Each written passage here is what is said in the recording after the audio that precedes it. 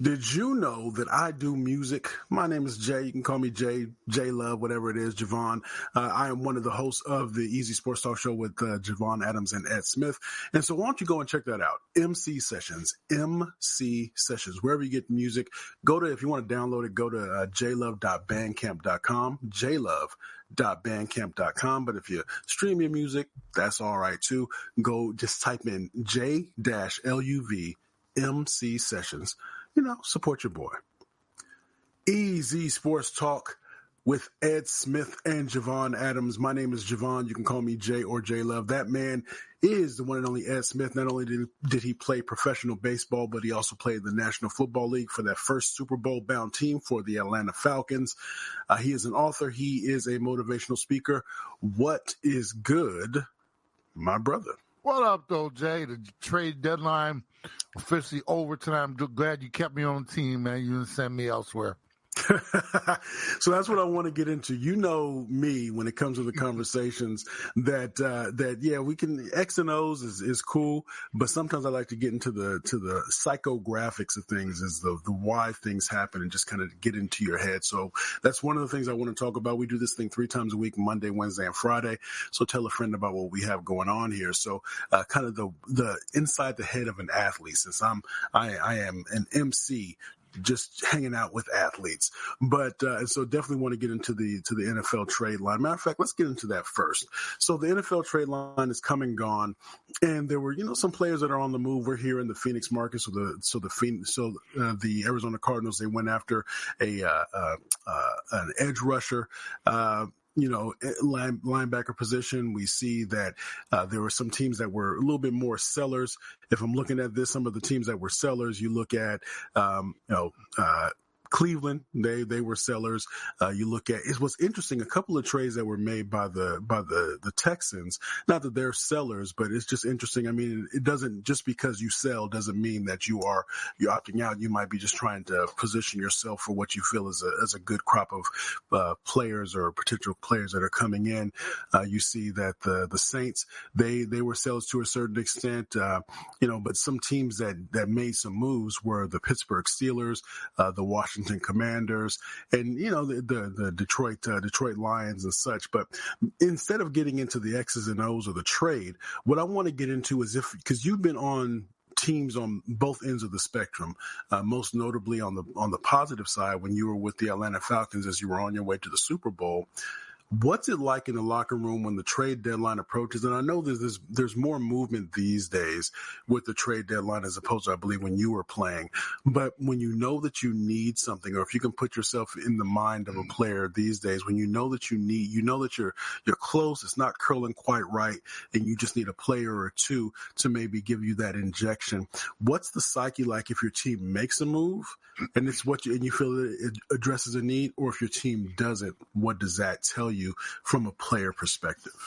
Well, first off, you're absolutely right. It's much more, the trade deadline is much more prominent now.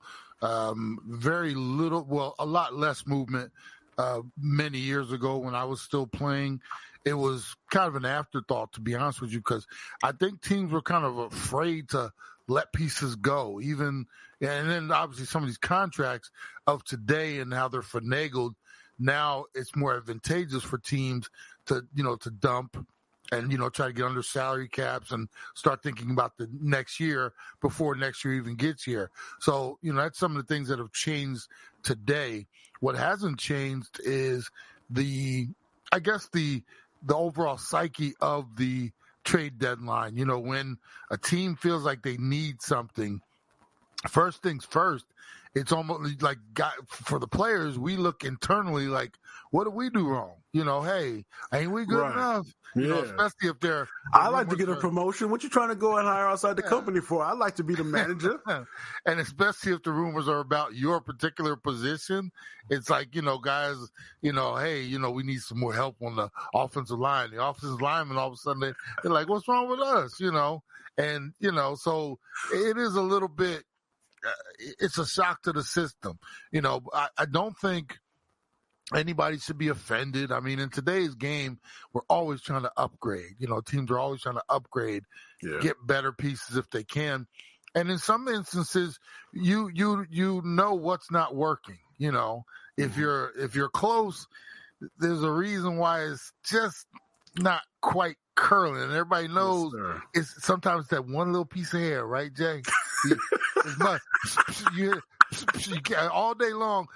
You try to get it, and you try to comb it, you try to swirl it, and it's just not quite. Everything else look all good and sheen. Right, and got the waves going and everything, but it's that one thing in the back one little piece, and it's like, well, you cut it off, or do you maybe do something? You got to wear the wave cap a little longer. I don't know what it is, something.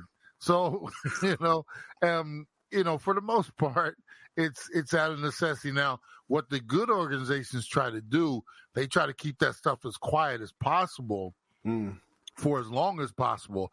Because one, if you have a good team and things are going well, even though you want them to go a little better, you don't want to rock the boat too much.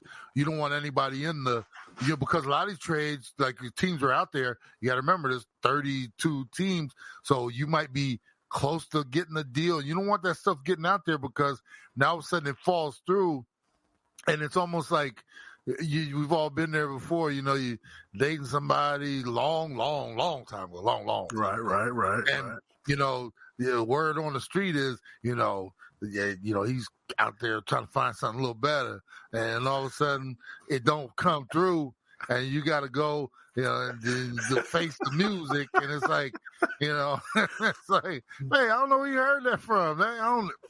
I don't know. He talking all kind of mess. I don't know what he talking about. And so you try to keep everything as calm as possible.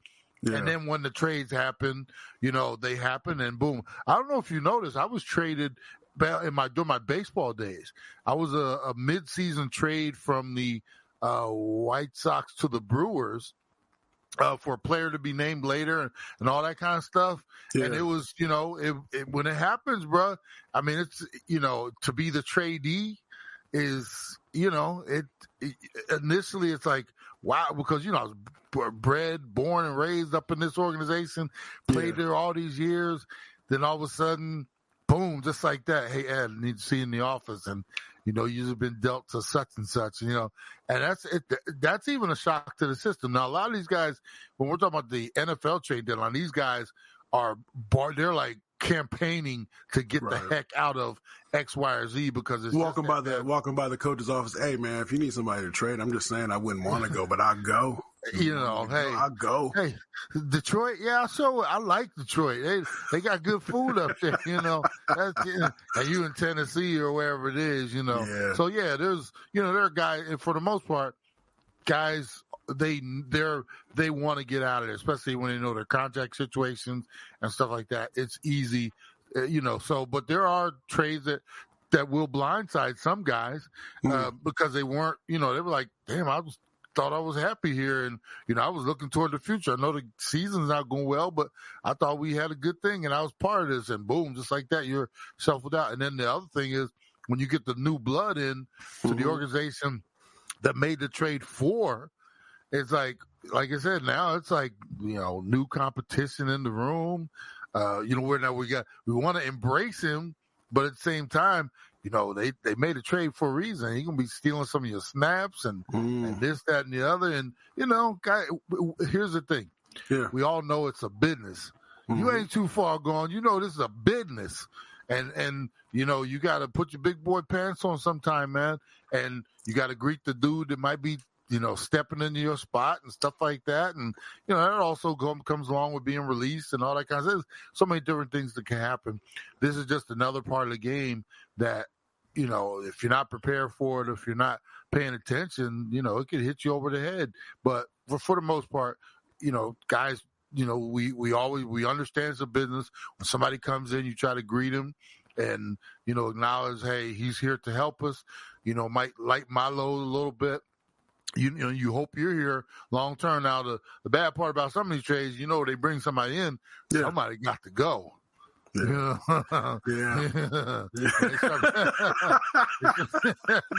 That's when it gets dicey because everybody starts sitting around and you see dudes like counting their fingers, like maybe 1, 2.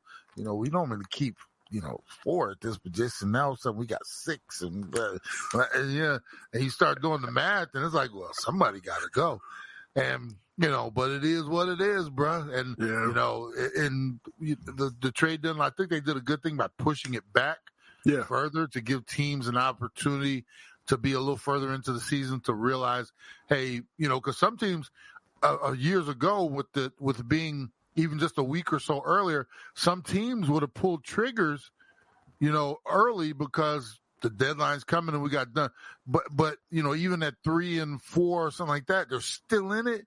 Now they're 4 and 4, right in the mix. So they held on to players and maybe not dealt because the deadline is pushed a little further back. So, I think it was, for the, the NBA deadline, I mean, they just wheel and deal, whereas here is not as, you get a nice, small sampling of players being dealt. But, I think it's the teams that needed help got it. There's a couple of their head scratchers, like the Cowboys. It's like, well, what are you guys thinking? You're 2-7 or 2-6 or whatever it is. And what are you trying to keep afloat over there with Dak, possibly being out for several weeks? That just shows even more dysfunction when you look at a team that should be selling and they're buying.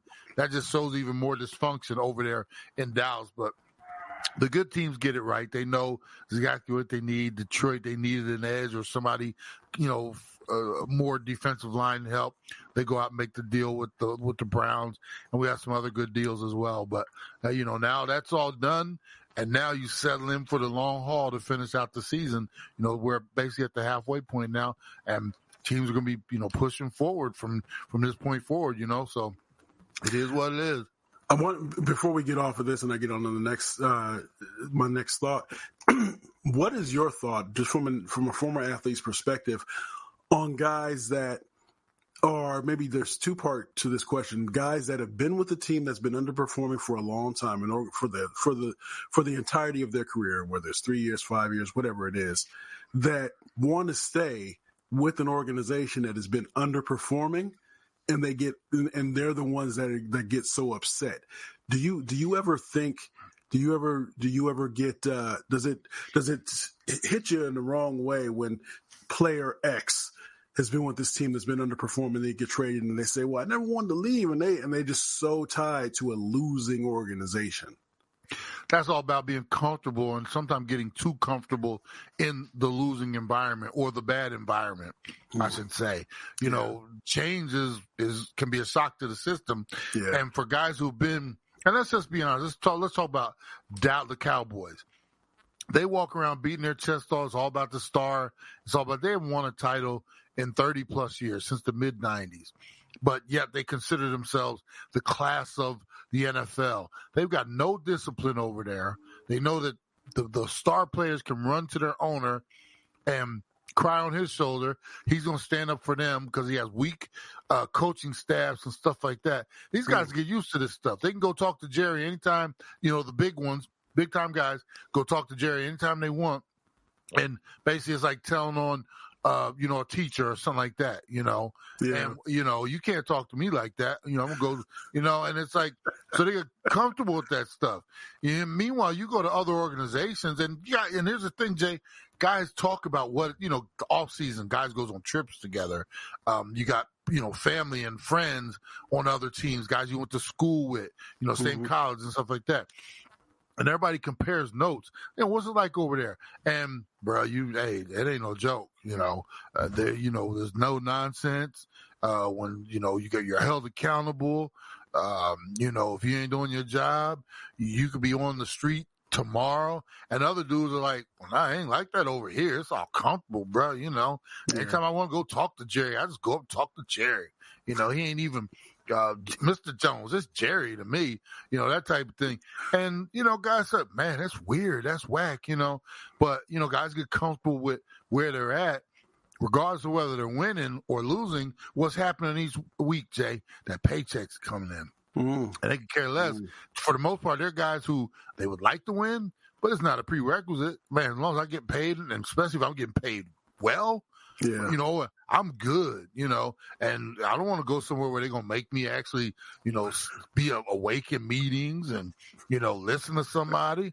I got somebody ride my ass, come on, dog. I like it right here where I'm at.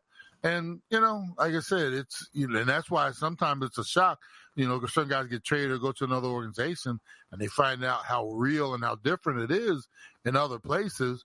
I had to adjust, as a free agent all the time, I had to adjust from organization to organization. I've told you the stories about my quick stop in Cleveland and the, little Napoleon up there. And, but at the same time, I played for other coaches, and I was like, damn, how did he get this job? He's not what I would call a leader of men, but I'm not gonna name any names, I played for some that were just, man, that dude I knew early on. That was, and then also I played for one of the greats of my life, Coach Dan Reeves. So I played for different organizations and coaches, different stages, and then I throw the baseball days in there as well. I played for a bunch of different managers and heads of minor league operations and stuff like that. So I've seen good and bad leadership, and I knew when I was happy somewhere, but I always knew, hey, happiness is the next phone call if I get let go from here and the next week's paycheck when I'm playing on a roster somewhere. So some guys have it differently, obviously, because they can plan their futures out accordingly, because they're billion dollar babies almost sometime. Right. But it's different. Like I said, it's really different from one organization to the next. Easy Sports Talk Show. He's Ed Smith, and I'm Javon Adams. We do this thing again 3 times a week, but we also do another podcast. It's called Believe in the Arizona Cardinals. Again, Believe in the Arizona Cardinals, part of the Believe Network, and that is on Mondays and Thursdays. Make sure you tell a friend. If you're not an Arizona Cardinals fan, make sure you share that with an Arizona Cardinals fan. They can just search Believe in the Arizona Cardinals. That's BLEAV in the Arizona Cardinals, wherever you find your podcast. The 5-4 first place Arizona Cardinals, bro. 5-4 first place, and we cannot forget that. One more thing. Don't forget, Believe in the Arizona Cardinals is brought to you by who? Bet Online. There you go. There you go. So the last thing I want to talk about is the Joel Embiid situation from more of a macro, from more of a macro level. There was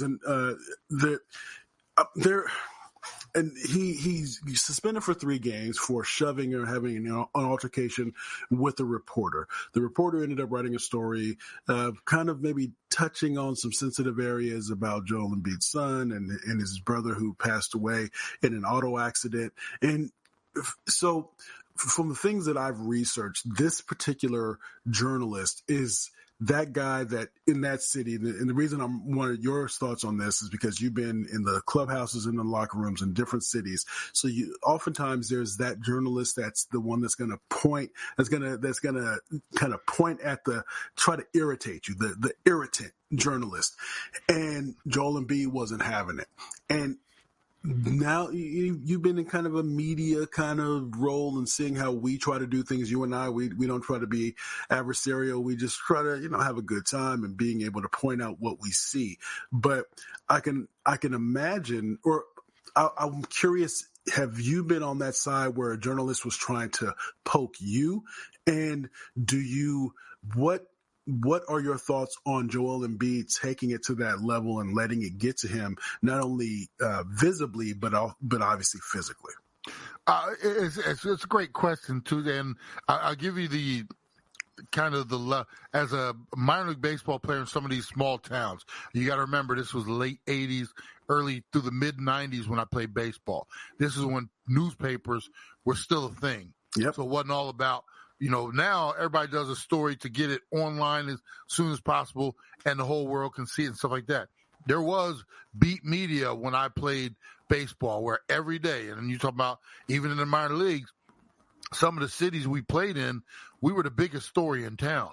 I mean, some of these Midwestern towns and stuff like that. Baseball season, we had beat writers that followed us. And, we played, 150, 160 games. They were there for every home game, and some of them traveled on the road to get their stories and stuff like that. So I was involved in, obviously my football career. I had some features and stuff done on me, but I was never followed by the beat writers, meaning the guys who were there every week for their story from one week to the next. Right. Those guys were chasing the big names around. But I did experience it when I was younger, in some of the smaller cities.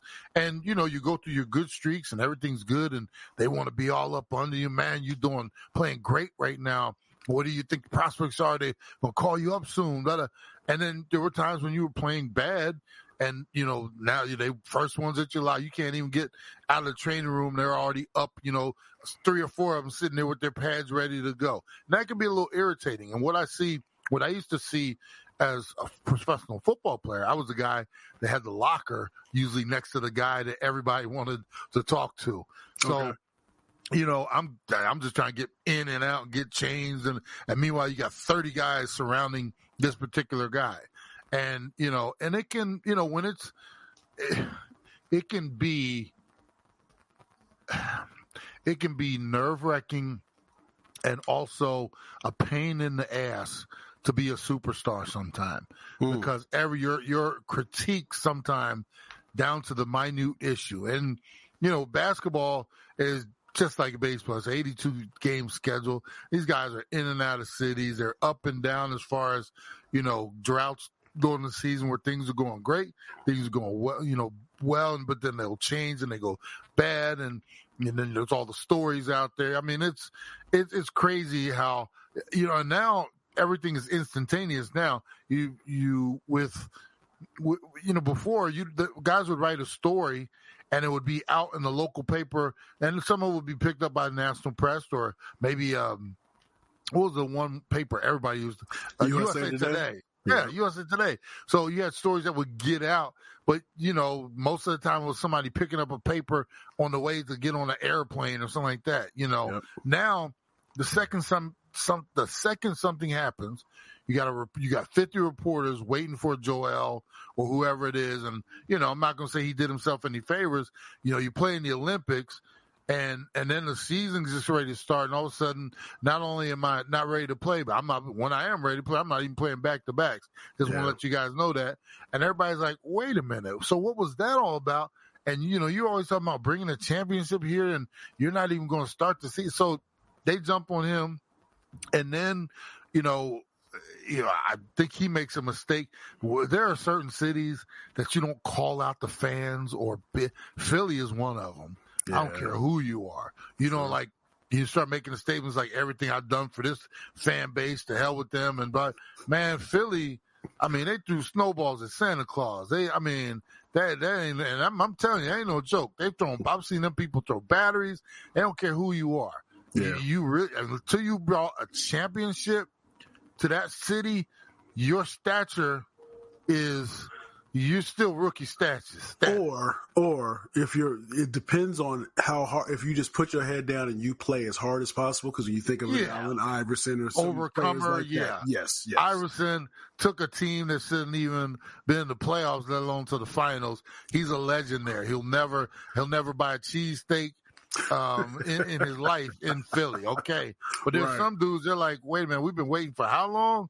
With the process? What the hell's the process? You processing, unemployment checks or what? Because you obviously ain't playing right now. Yeah. So for Embiid, you can say he has a right because maybe certain things are off limits as far as what, reporting, and maybe the guy, I haven't dug too deep into it, but maybe the guy went a little overboard talking about his deceased brother.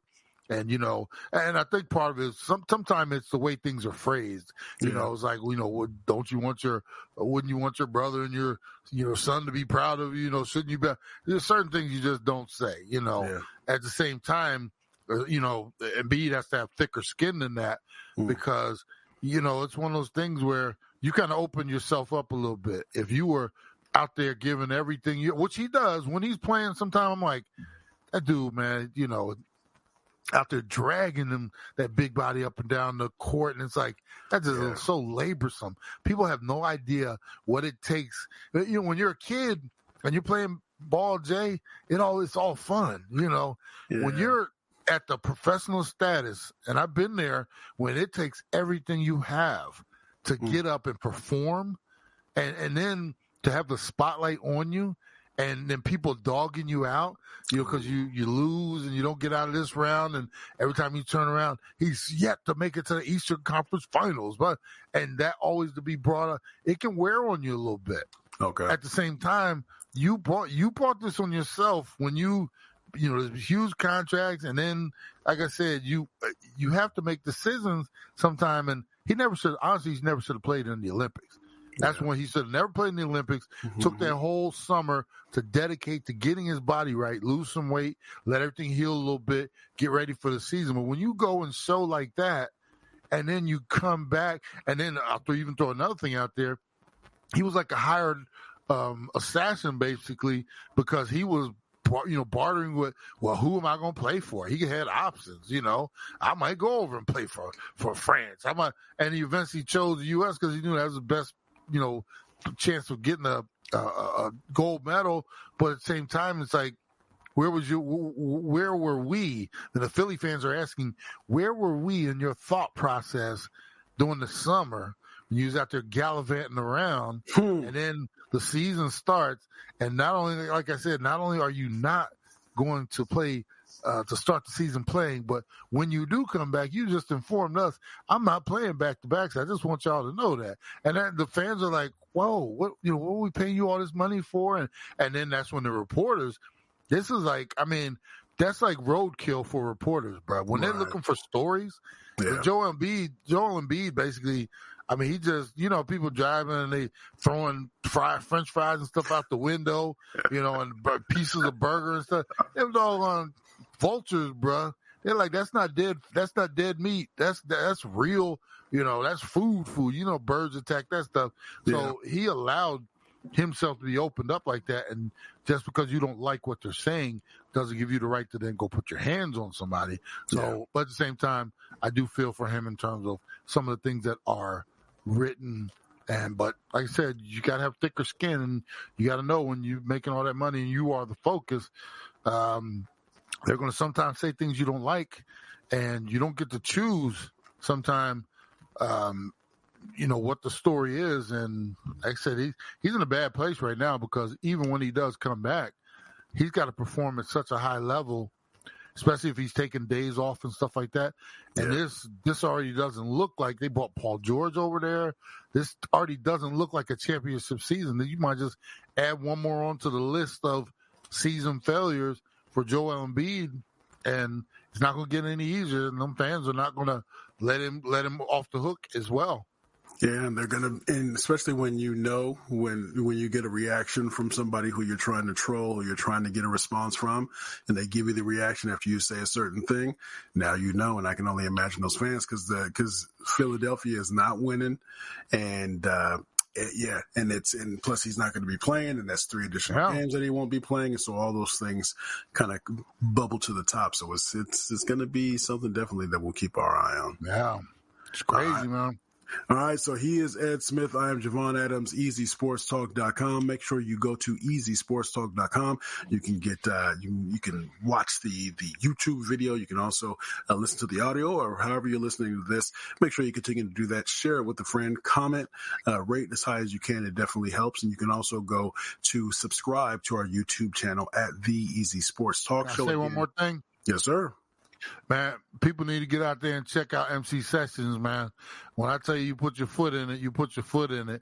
And, you always told you earlier we started the show, you were talking about how, you like to dive behind the curtain of an athlete and all that kind of stuff. Yeah. I love talking to you about music more than I like even talking to you about sports, because of your background and what you've done and accomplished. And then when I hear and see your work, it's proud. I'm proud of you, man. Keep up great work, and I hope everybody continues to support.